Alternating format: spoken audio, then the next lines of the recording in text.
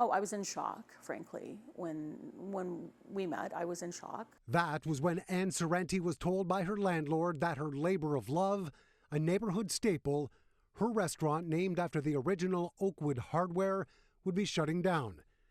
30 days notice to get out and make way for a new tenant willing to pay twice the rent to move in. You feel a little powerless. You feel like there's just not a lot of negotiating, really, because you don't have a lot to negotiate with. After working with lawyers to try and figure out what her options were, Sorrenti realized that there were none. The property owner had the right to remove her business after 8 years of hard work, including restoring the place after a fire and COVID shutdown. It's really sad that small businesses are at the forefront of the greed of landlords, especially corporate greed as well. It's sad. It ruins the community dynamic, and especially well-established small businesses as well. Commercial rent increases are going up at an alarming rate after the struggle for small businesses through the pandemic, with no ability for those operators to fight it. City Councillor Josh Matlow is asking the province for some kind of rent control or a means to argue against the hikes.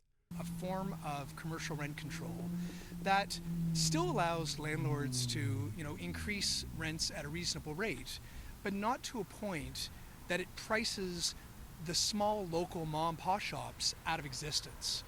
Other business owners in Oakwood Village are upset at one of their own being forced to move on, to the point that a GoFundMe campaign has started, but they're also worried about their own future.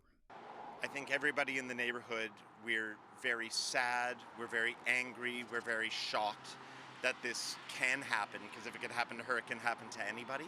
And all we want to do is rally around her and support her. The building has been home to a number of small businesses since the original hardware store opened in 1928, but none have seen anything thrive like the latest, but it still wasn't enough. At this stage, it's too late for me. It's done. It's a done deal. So we just are in the stage of acceptance right now and trying to move out of here.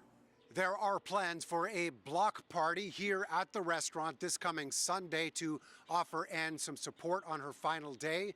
Meanwhile, there's also a request to Premier Doug Ford to have a meeting regarding commercial tenant rights as well. Mark McAllister, City News.